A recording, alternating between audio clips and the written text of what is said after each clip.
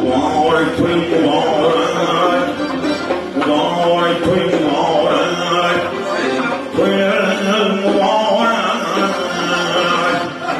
Bir yaşamalı küllü yaşı güller mübarek.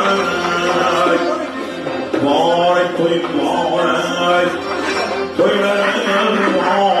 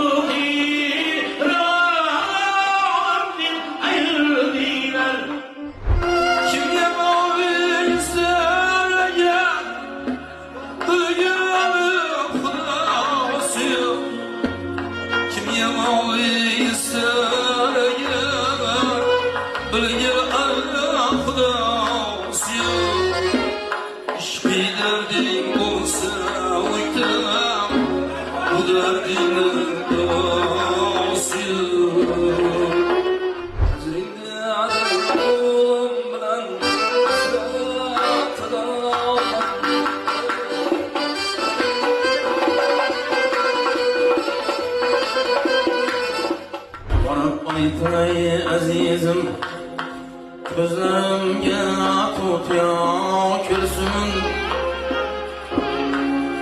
Meni bir destaqalı külgeliye ul paşa külsün.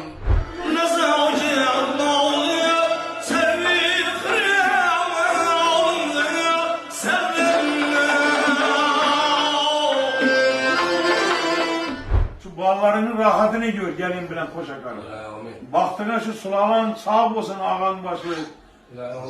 Hammelerimizi yetkisi yaşıyor. Şunun günlere birbirimizi işini kumaşlı günlerimizde tebrikleyip birbirimizin işindetip silap gülüş nasip olacak. Ülkelerimiz Mahrecesi